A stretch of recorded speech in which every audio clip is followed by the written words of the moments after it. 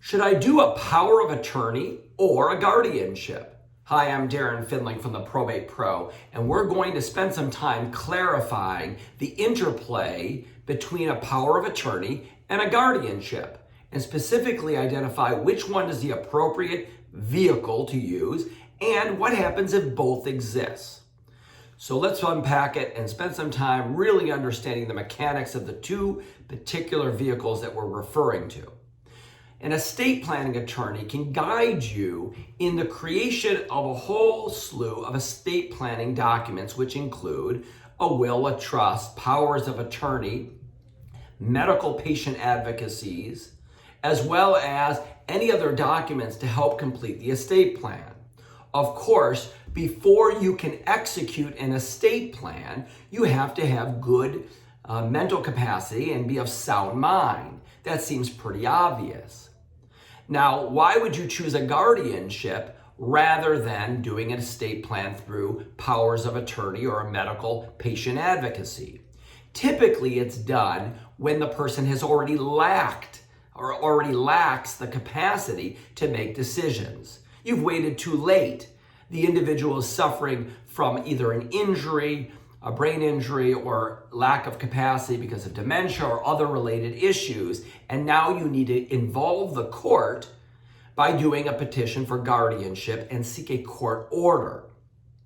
So again, in the most simplistic terms, a patient advocacy, power of attorney for medical related issues, is a great estate planning tool. It's done before, in advance. Unfortunately, when you have waited too long and the individual lacks capacity, then you have to go to court and get a guardianship. Now, often we've seen scenarios in which somebody procures a power of attorney, a patient advocacy, and maybe their mental health was not, or their capacity was not in good order. And you want to challenge the veracity or accuracy or usefulness or legality of that power of attorney. Then, of course, the court can intervene, and often you use a guardianship to trump the patient advocacy that's already in place. So, for example, one child procures a patient advocacy to their betterment, in which they serve as the attorney in fact, and another child says, no, that was done while the person lacked capacity. I'm going to challenge it. So they challenge the document, and they also ask the court to intervene by obtaining a guardianship to provide for all the powers that are appropriate within a guardianship. Now, often the patient advocacy may exist, and then somebody goes to court and obtains what we call a letter of guardianship. Well, what happens then? What's the interplay between this guardianship that's in place and the previously executed estate plan? It's a really interesting provision of Michigan law, which says that the guardian has the powers on behalf of that guardianship, but the expression of the wishes of the individual in a properly executed patient advocacy still controls. So in essence, you could have a patient advocacy, medical power of attorney, and a guardianship, and they're really working hand in hand. In fact, the guardian lacks the authority to make decisions over those that have already been previously given by virtue of the patient advocacy, the power of attorney. Now, there is provisions under Michigan law in which the court can supersede those powers set forth in the patient advocacy, the power of attorney, by going to court and asking the court for an order to do so within the guardianship so that they're not in conflict, but rather they're coordinated.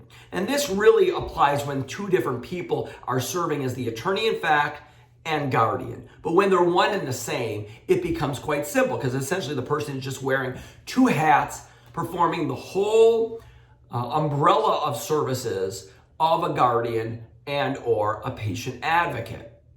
In addition, the person under guardianship can even address all the rights and powers within Michigan statute far beyond the medical related issues, placement, care, mental health treatment, and so on. So what's the conclusion here? The conclusion is do a power of attorney patient advocacy for yourself and encourage your loved ones to do so well before they reach the point where they start having diminished or lacking capacity, or God forbid, a tragic brain injury accident. But if you've waited too long or you need to challenge the power of attorney, then use a guardianship proceeding through the probate court. Of course, one of the real unfortunate aspects of a guardianship is that now the court is involved in your family's life. With a power of attorney, it is a private document handled within your own family, within those that are privy to the powers set forth in the document, and nobody else is involved, unless, of course, there's litigation involving it. Hi, I'm Darren Findling. Happy to discuss these issues with you. Enjoy the opportunity to have conversations about these particular issues that may be facing your life.